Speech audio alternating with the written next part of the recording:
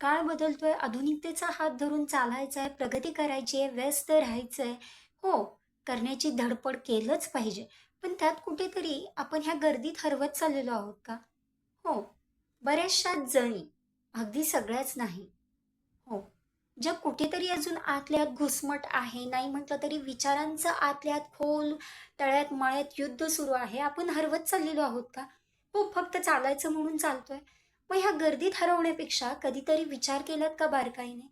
आपण स्वतःमध्ये हरवलेलं केव्हाही चांगलं. कारण ह्या गर्दीत अनोळखी भेटतील.